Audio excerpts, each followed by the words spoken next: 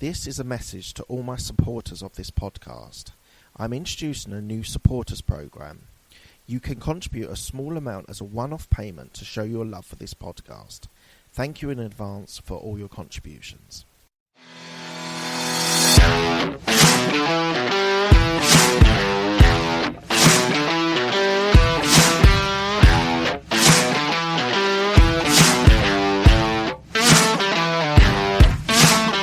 I just wanted to let you know before we start the podcast that I am doing an online podcast course, how to be able to create, get your guests, scale it and monetize it. So please do go to abmpodcastcourse.co.uk and go into the contact us bit. I'm looking for new people to be able to be a podcast creator and really to be able to develop their skills and knowledge into a podcast. So as I said, go to abmpodcastcourse.co.uk and sign up. Thanks. This is the Absolute Business Mindset podcast, created and hosted by Mark Hayward. I am a corporate employee with an entrepreneurial mindset. This podcast will help and support you with new ideas about business. These are my thoughts, ideas and comments. Today we have Ben Ivey, who's the CEO of Entrepreneur Lifestyle, international speaker and mentor. Hello Ben, how are you?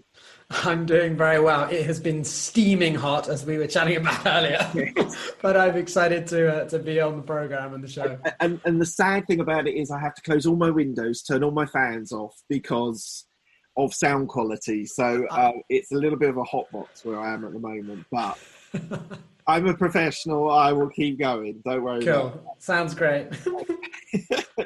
Okay, Ben. So tell me about your degree. You did an economics degree at Exeter, but interestingly, you learnt Mandarin as well. Why did you choose that degree? So economics, because I was originally going into finance and banking, and then I took off on my entrepreneurial journey. But the Mandarin side of things was slightly different. I did it in my first year because I thought that I had nothing to lose. And then I ended up having an opportunity to go out to China, then also did it in my second and third year. And then my expansion in China has sort of come on from that. But it was merely it could be something different to do. Why don't I give it a go? And then opportunities have just arisen from that. How hard was it to actually learn Mandarin? I imagine it would be quite... Honestly, it is beyond words how difficult the language is. And I know we'll chat a little bit more about it later with the TedX, but attempting to learn a language where what you say and the tonalities of how you say it differentiate the words is crazy. Like the most simple example is my is buy and my is sell. It's like the same thing, right? It was so confusing. And I remember being in a class being like, I want to buy that, 我想买这个. And they're like, you can't buy it, you're trying to sell it. And it was just, honestly, it was so confusing. So that is one challenge. And then the characters are just not a whole nother ball game. Like they are just ridiculously challenging. It's as if I'm learning to be, a picturesque artist, attempting to remember every single one. It's just unreal. So it was certainly a challenge. Western languages all are based on Latin, aren't they? So there are themes within French, German, Spanish. So I'd imagine it's like adopting a whole new skill set. Yeah, it's just completely different, and there's so many different facets that you have to master, be it speaking, listening, reading the characters. Like there's a lot of different elements there, which is certainly a challenge. So you spent some. We'll jump around a little bit, but so you spent some time in China, in Shanghai. So was there, because they say you immerse yourself in the country, you learn the language easier. In this situation, was it the same? Well, I think that it's a fantastic way to do it, but the issue is in Shanghai is that most of the expats are there, and you're speaking English to a lot of people most of the time. So it's certainly a challenge, and I found that. But going back and forth over the years, I've just worked with a teacher online, and I found that's the easiest way for me to move forward. Right. Okay. So I was doing some research on you, and I found a YouTube video that you'd shared with me, which talks about your hero being your dad. Yes. Why was he your hero?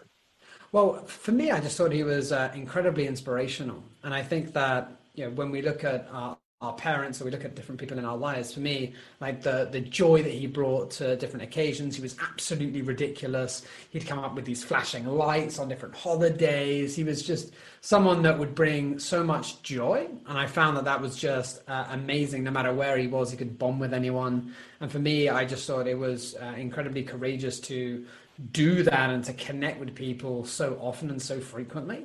And often it's I guess the really tiny things that I really admired, like interacting with a bartender or speaking with someone who's next to you in a lift. It's those small things that I think that we often miss out on in life. And do you try and practice some of the things you learned from him? Oh, most certainly. I think unconsciously and consciously, I certainly think there are some elements of him that shine through me. And I really enjoy being able to have had the time that I did with him. Awesome. So you went and lived in Shanghai, and you were a keynote speaker. Is that right, in Shanghai? Were you speaking in English at that stage, or were you speaking in Mandarin?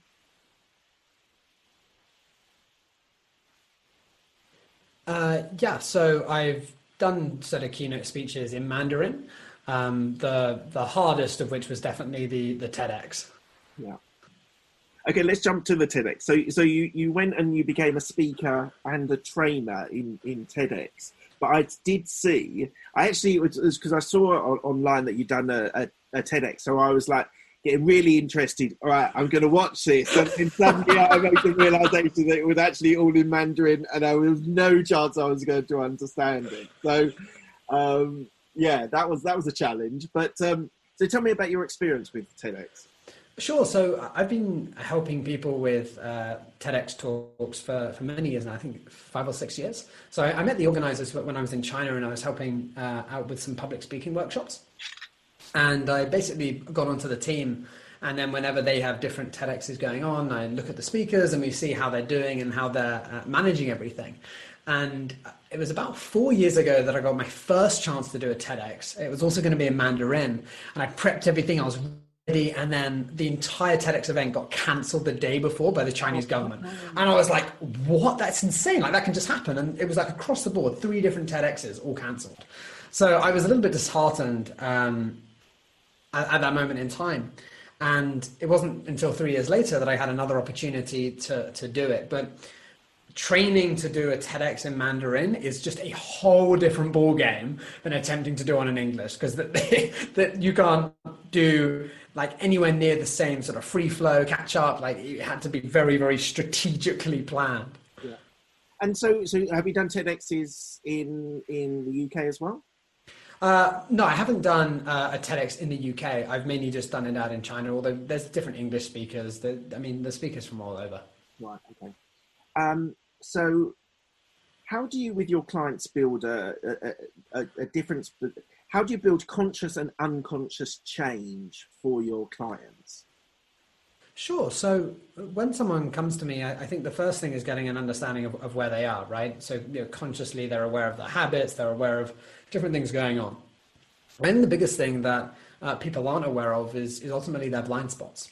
So someone will come to me and they'll say, oh, Ben, I need help with marketing. Like that is what I need help with. I don't have enough clients. Like, marketing is my issue. And then within the first 5 minutes, I'm very well aware that marketing isn't the issue, right? The issue is that they're a perfectionist and they're trying to make everything perfect and actually not taking action. And then usually there's these underlying things that are happening.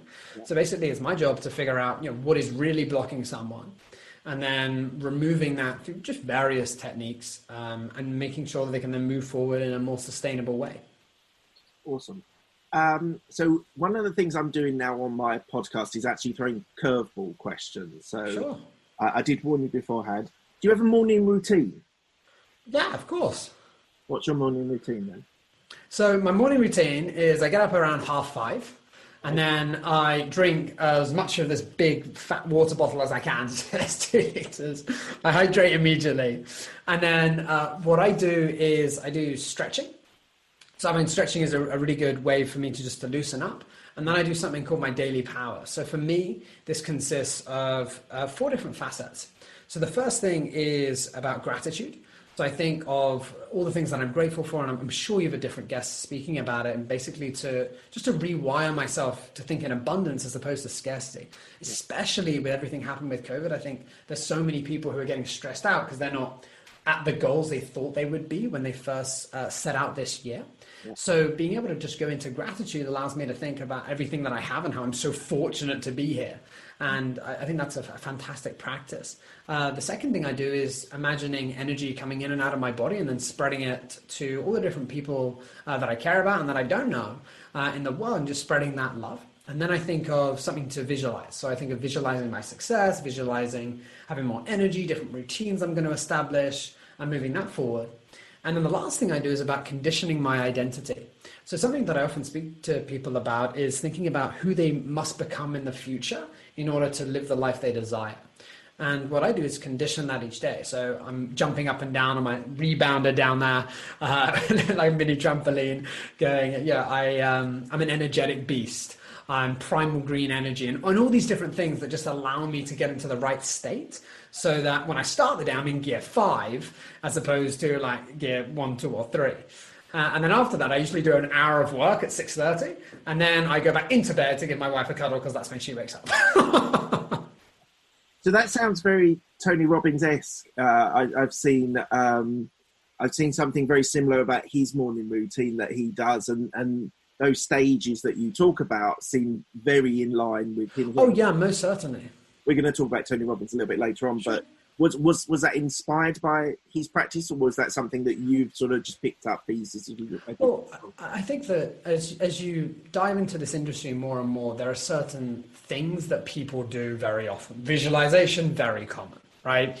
Gratitude, very common. So for me, I think Tony has a fantastic practice. I think there's loads of people that have very similar practices. I guess for me, it was just finding out what works best for me. And I find that doing it in that order, it just helps me move forward. Okay. So something I've been thinking about is the difference between happiness and fulfillment. You talk, I saw on reading about you that you talk about the secret to happiness. But I would challenge that in the sense of, I actually think happiness can be quite fleeting and can be a moment of happiness that you get. But fulfillment is actually something that it has greater meaning. How do you feel about the difference between happiness and fulfillment? No, I completely agree with what you're saying. I think ultimately happiness is an emotion that we can experience from time to time, whereas fulfillment is something deeper that we tend to have moving forward. So often when someone says they really want to be happy, what they actually mean is that they would love to be able to be fulfilled. But often, when we look into different languages and what those words mean to people, very often happiness is fulfillment to someone. They just haven't looked at it like that as such. But yeah, I definitely agree with what you're saying. I think that ultimately, as humans, we want to build and have that depth of fulfillment. And yes, we will have happiness here and there, but that isn't something to just strive for to feel all the time, because there's a range of different emotions for us to experience. Yeah, absolutely. It's just something I've been thinking about. And someone else that I interviewed talked about happiness. Someone else talked about happiness. And I just thought that actually, for me personally, and as you say, different languages, different cultures, different experiences, people might mean the same thing, but I thought it was an interesting differentiator for people to maybe think about, maybe my listeners. Yeah. Okay. I think that, yes, certainly there's factors to consider. The one that I think is most profound is instant gratification. And the reason why I say that, I think instant gratification stops people feeling actually fulfilled. Because especially nowadays, like, we can get things instantaneously, right? Amazon literally the next day, like anything you want. I mean, they could listen to all your podcasts, just download them, and they've got access to everything, right? So we have so, and I'm sure most of them have obviously gone back to the beginning and watched all of them. And what I'm saying is, like, we can just watch anything we want, like Netflix series, like suddenly everything is there. And it's just crazy how quickly we get things. But for the things that actually give a deeper meaning and that fulfillment that you were sharing in life, it takes much longer. For example, building up your career. For example, building those deep, meaningful connections with other people. Yeah. Like, those are things that actually take much more time. And I think as a society, we very much lack that patience to have that ability to wait for those things that really matter. Yeah, and I literally released a podcast today, or maybe it was last week, which was the difference between having patience that you plant a seed and you shouldn't expect to see a tree tomorrow. And it's very much in the way you're speaking about things, because I think everyone expects now with Netflix and Amazon and everything there on your doorstep and ready for you. But as you say, the deeper fulfilling things, relationships with your family, with your partner, with your whatever lifestyle that you have, that's what really matters. And I think people have forgotten that. Yeah, I definitely agree. And I think that using the seed and the tree analogy, I can reference a Chinese bamboo tree, which for 7 years just stays underground. Like, you don't see diddly squat, right? And you're thinking, where is this tree? And then within 10 weeks, it grows 10 meters. And that's often what we see as, it's an overnight success, right? Yes. But what we don't see is the 7 years about laying the roots and laying that foundation.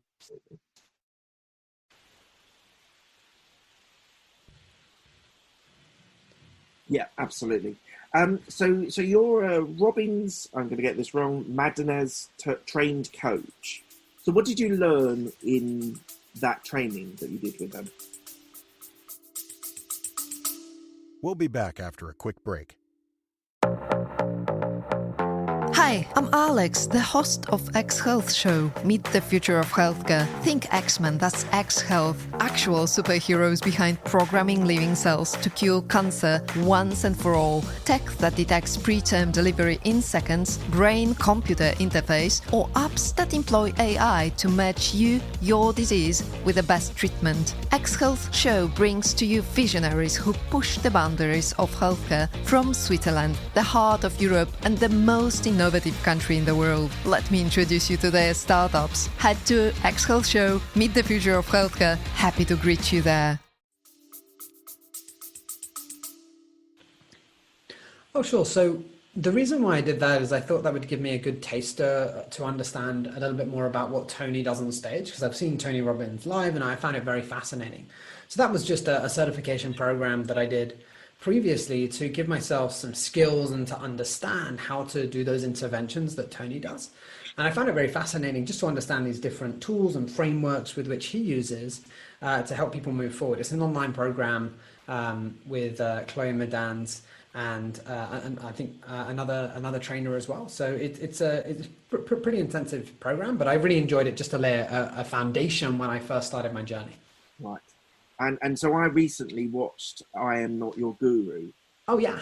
Netflix. It was absolutely fascinating. See, as you say, the interventions on Daily Destiny is incredible. And what's equally incredible is that depending on the person that they're working with, there's a completely different set of toolkit for one person to another. I thought that was what was really fascinating. It's not just one format style that deals with all such scenarios. Obviously, there's quite ranges. So anyone who's listening who hasn't watched it, it's on Netflix. It's called I Am Not Your Guru, and as I say, like depending on what the story is, he will treat people in a completely different manner. Sometimes it's quite short and sharp and to the point, and then other people it's a lot softer and it's a lot more connection with eye contact and something I've noticed with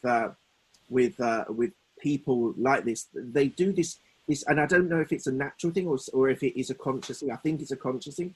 This nodding of their head while they are talking to that person is incredibly powerful because it feels a connection there. Yeah, and it's fascinating. Like when I think of the events that I've done in different interventions, like it's really important to understand that person that you're connecting to and to use those different tools. And I think, nowadays we have billions of coaches, it seems. And I think that the biggest thing is being able to not teach from a box, but instead have a toolbox of all these different techniques that you could apply. And for the people that I certify and train, I tell them, like, you've got to make sure that you change how you are like a chameleon depending on the person that you speak to, because otherwise, it's very difficult to have that change that they want and that you want for them. Yeah. Have you ever met Tony? Yeah, I've volunteered a ton of his events. So I've attended loads. I've been to Fiji. I've been to Florida. I've attended the Date with Destiny one. So I've been to most of the events. So I know like his stuff very, very well, and I find it fascinating to see the changes that happen in people as they go through. Fantastic. So when I was doing some reading, you said that suicide prevention is very important for you. Not why is it important, but why have you sort of made that distinction as that's something that's important for you? Sure. Well, I think obviously the major thing that happened was losing my father to suicide. And that was like the biggest thing that sort of moved me on to that. And when I first started my business, I wanted to be able to help people in that position. So people that were suicidal, people that were really struggling. So I got different trainings from people to be able to deal with people that are suicidal. And when we look into suicide, often there are two major factors, and especially nowadays, I think there's many people that are depressed with everything going on, right? Spending a lot of time with themselves. And the two big ones are relationships and finances. And they're basically the two major triggers that often cause suicide ideation. And throughout my journey, I found it fascinating to be able to work with different people that have been through horrible challenges and help them move out on the other side. Like one of the examples, for example, Tony Robbins, right? So I was volunteering at one of his events in Los Angeles, and one of the guys who also volunteered, his name was Edwin, and he is a fantastic individual. And on day 3, I think he told me that he was suicidal, and I was like, this is crazy. This guy is so much fun. Like, he's volunteering. How is this guy suicidal? And his story blew my mind. He had $1 billion business, lost everything, went to jail. His best friend stole his private jet. Just everything. Like his wife had an affair. Just like the most crazy amount of things happen. And it makes me realize, like, wow, there are really people struggling. And like working with him, I think we worked together for around 2 years, because it was a blast to be able to see that growth. And it taught me a lot about the human mind and the stories that we tell ourselves. And I think that the stories we tell ourselves is often a big contributor and a factor to where we are in our lives. Absolutely. So another curveball question. What book that you've read or listened to was critical for your success? Sure. So for me, I think that everyone needs different books at different times. And I really believe that when, for example, I've read a book and I'm like, wow, that is just game changing. And I send it to a friend and they're like, I don't like it, don't get it. And I'm like, okay, clearly wrong time, right? So for me, I've had different books that I think have been paramount in my journey, and I've needed them at different times. So The Power of Now, Eckhart Tolle, I thought that was fantastic to start to broaden my horizons and realize how important the now was. You Can Have the Standard of Think and Grow Rich. I've listened to that on repeat many times. I look into the Little Red Book of Selling. I mean, there are so many different books that I've used on my journey. Well, one that I think is interesting, taking a different swing of things, is Scaling Up by Verne Harnish. And that's fantastic for business owners to understand how better to build a business in a sustainable way, looking at those 4 different factors. So there are a few that I think off the top of my head have been pretty powerful. That's brilliant. Okay, so you're CEO and founder of Entrepreneur Lifestyle. So tell me a little bit about that. Sure. So ultimately, I help a lot of business owners who are overwhelmed, they're stressed, to have a great lifestyle whilst they build their business. And going back to, obviously, I know you're a business coach, so you're aware of this, but one of the distinctions that I find, especially when I work with different coaches, is the difference between a give back and a business. And for me, to begin with, I wanted to be able to help suicidal people. I wanted to help that, but it's very difficult to build a business from that, because they're at the end of their tether, right? It's difficult to have a high ticket package when I just want to help them and to move forward. So for me, I give back, I mentor people every year. But from a business perspective, I work with a lot of entrepreneurs from different walks of life to ultimately enable them to have an amazing journey and boost their business success. Are you looking to expand that business? Is it a business for growth, or is it a business to enable you to do other things? I'm sorry, there was a tiny bit of lag. Would you mind repeating that, please? Yeah, of course. Are you looking to expand that business, or is it a business to enable you to do other things? Sure. I mean, I think that the business is constantly expanding. One of the things that I did this year is I pivoted because I had to cancel my China trips and all my public speaking workshops. Usually I'm flying every month to either LA or to the UK or China. So at the beginning of this year, I decided I would digitalize most of my content. So one of the things that I did was make an entrepreneur lifestyle accelerator where people can go through that. And then I've got my trainers who can deliver it. So that's very scalable. So for me, I'm just taking more people through the program, helping change more lives and building up that side of the business. And then there's other revenue streams that I have through either certifying or helping coaches build their online business to also supplement what I do. Another curveball question. What would you start, stop, and continue in your life? What would I start, stop, and continue in my life, correct?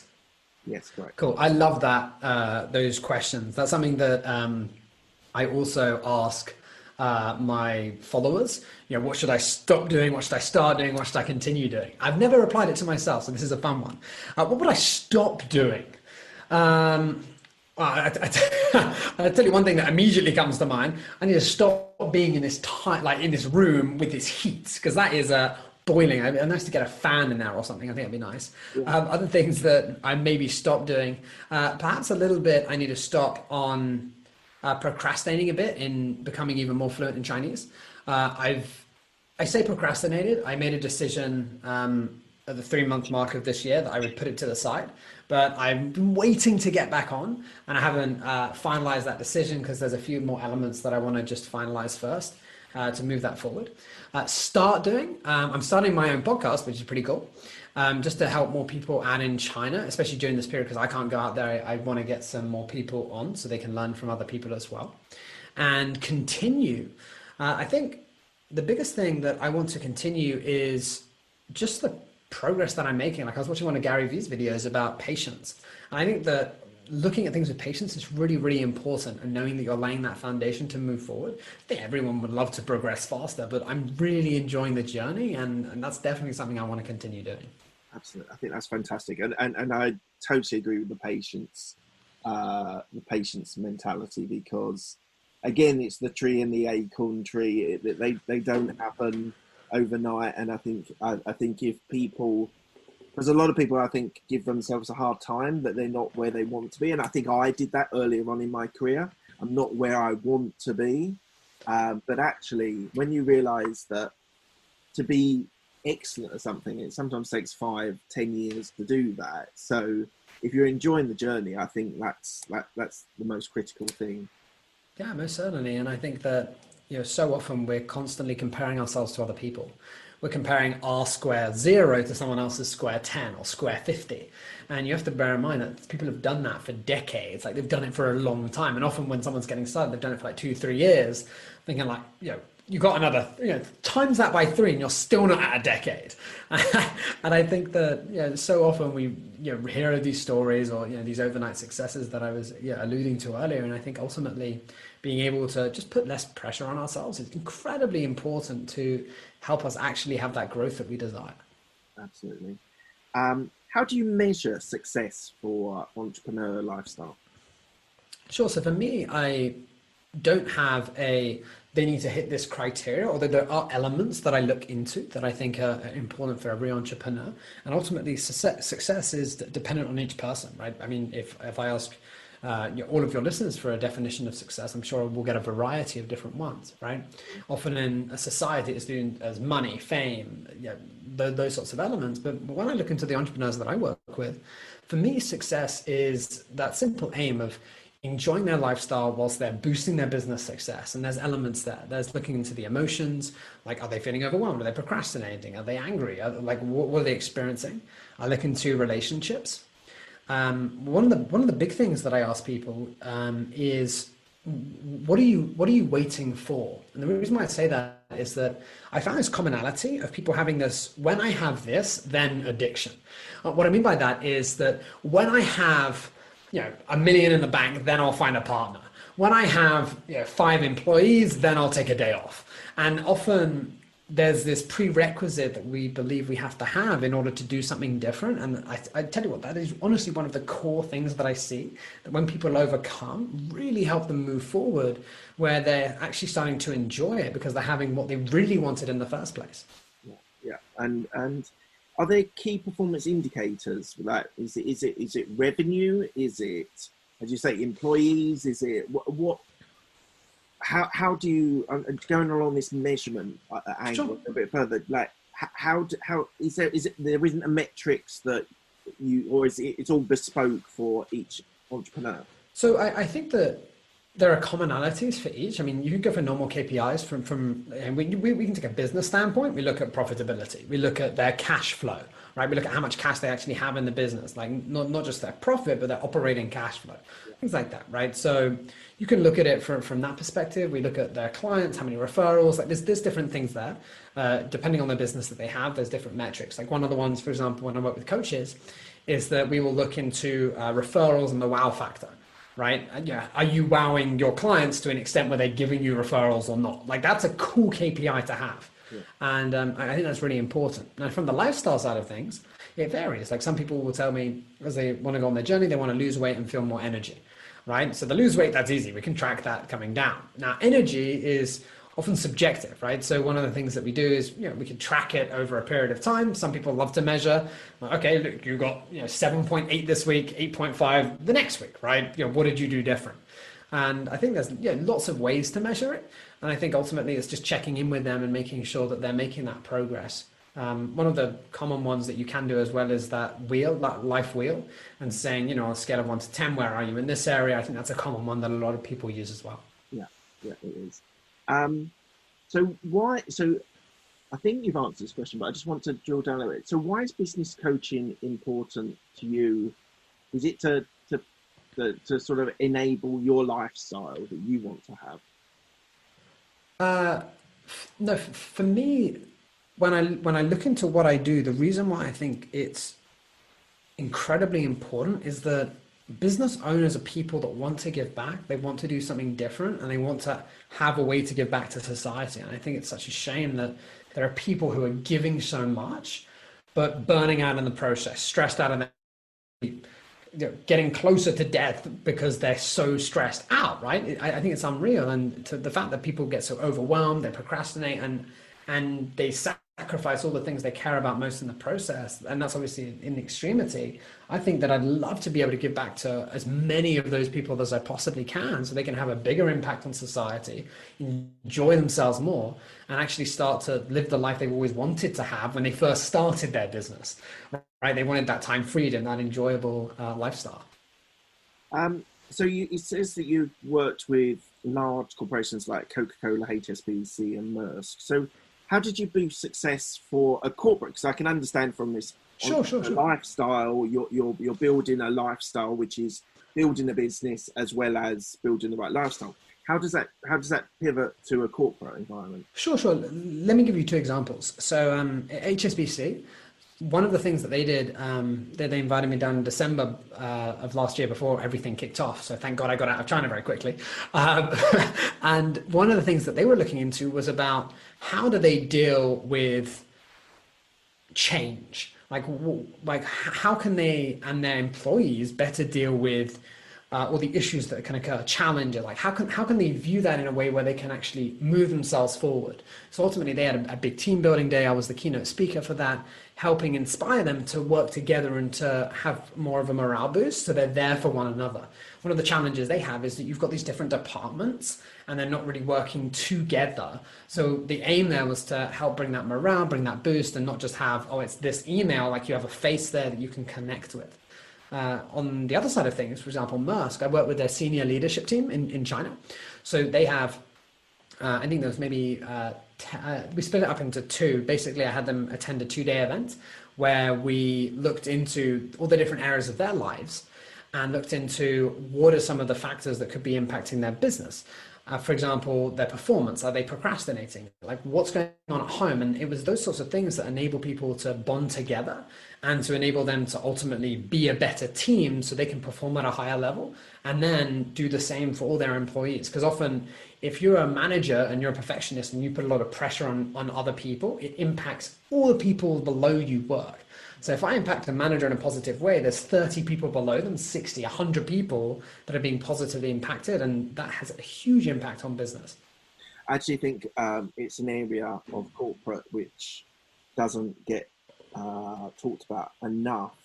That whole point of impacting, whether it's decision makers or managers, and because they're passing down work, they're passing down their issues with their previous bosses, and it's almost can be a recycling of that. I think the corporate environment could definitely do with some more sort of benefit from that sort of holistic approach, rather than just looking that the profitability or the revenue stream is this or that.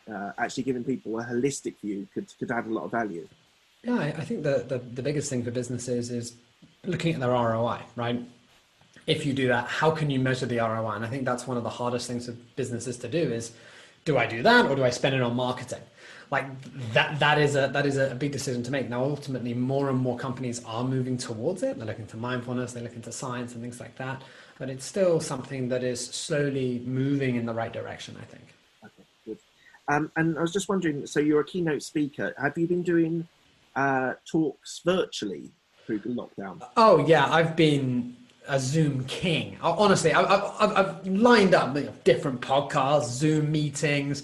Honestly, it's been hilarious. Like, I've got my clicker, I've got this, I'm standing up so I can get more in the flow of things. I've got whiteboards. I've literally had to just make like an entire office. I've got monitors left, right, and center, just to be able to basically have everything that I would need for a talk and attempt to have the same energy.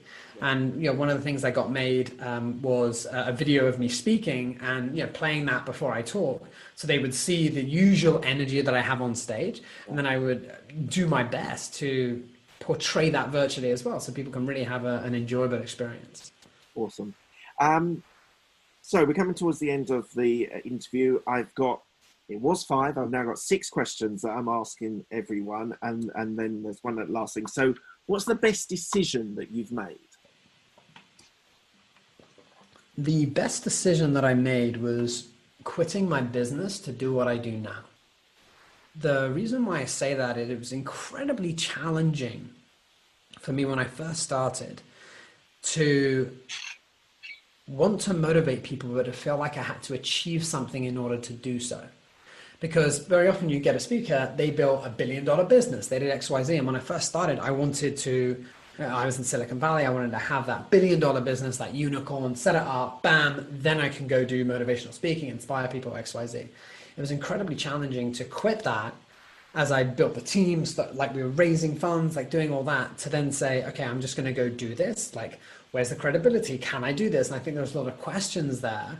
Whereas, I look back at the journey, I think, wow, that is a completely different trajectory if I had stayed in there versus where I am now. And I think that was definitely one of the best decisions I've made. So just on that, on the research, I couldn't find your previous business. What was your previous business in Silicon Valley? Sure. So it was a VR company. So basically it was looking into virtual reality to help people memorize different Chinese characters.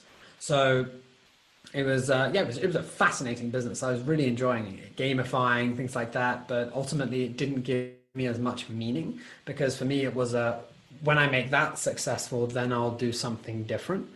And I think that was the sort of major thing that moved me. And when I made that decision, it was amazing. And if anyone's listening, I know that there's a lot of people at the moment questioning their corporate career versus becoming an entrepreneur. And I think there's definitely lots of ways to do this. I know some people say, right, just quit, go do it. For me, I did that, and it was certainly challenging to begin with, but it was the best decision I've made. Now, there's other people that I would say, if you're already in a career and you're moving forward, I think it's good to use that money to funnel that business so you can start to bring that income so you don't have that financial stress. Because I think that can really weigh down on an entrepreneur, and they start to think in scarcity as opposed to that abundant mindset. So it's really interesting you mentioned that. I actually handed in my notice 2 Mondays ago from my... Oh, wow! Congratulations! Thank you. So I know exactly, and it's taken me 6 to 9 months from really deciding that was what I wanted to do.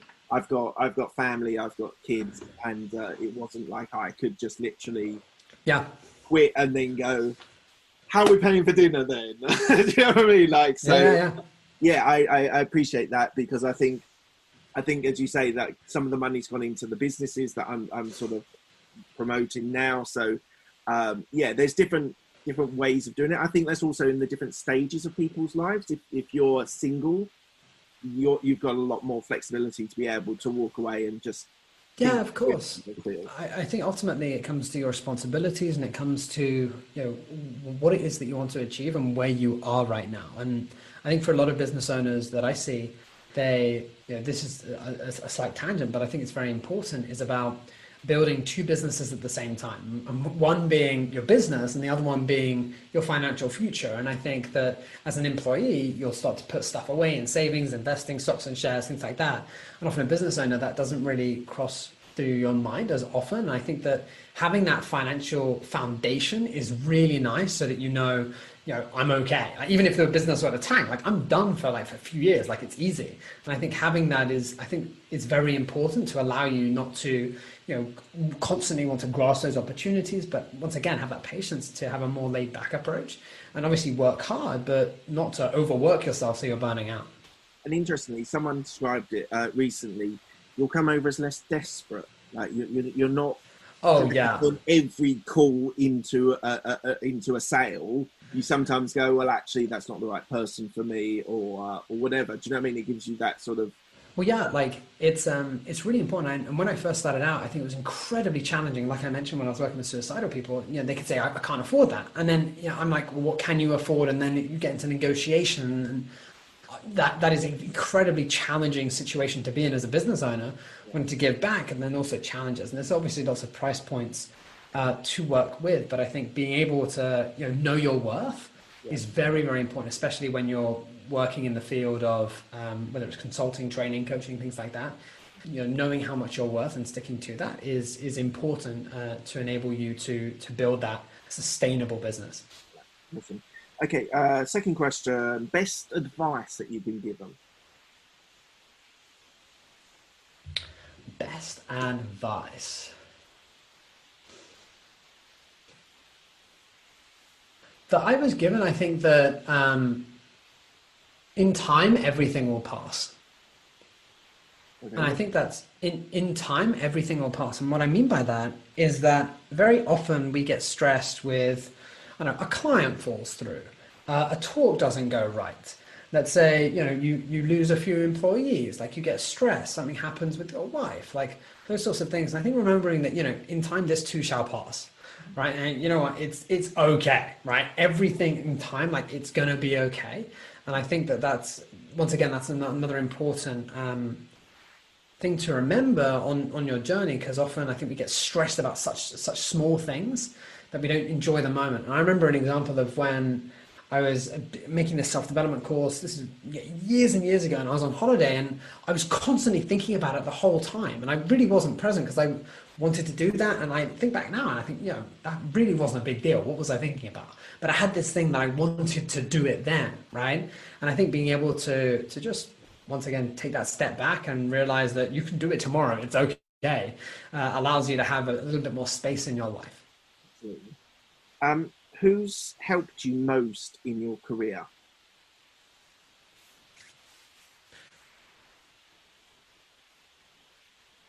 There have been a few people that I think have been incredibly helpful for me in China, as an example, to find the right contacts. Like one of the guys that I first met, Adrian Cahill, was amazing to connect me in the right networks, and he helped me expand very, very quickly because of those connections.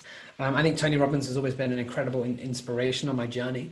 One of my mentors, Alan Kleinhans, has also been an amazing boost to help me know where I'm going, to admire as a human. I think he's fantastic at what he does.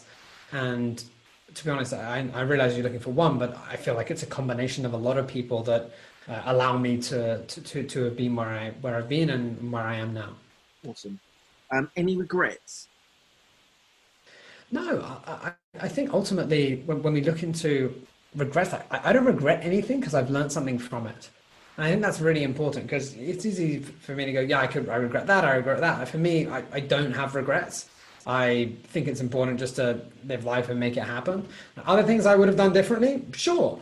Like I think Keith Cunningham says it amazingly when he says, for example, in business, I think he lost like 30 million or something like that. And he was like, that is expensive dumb tax.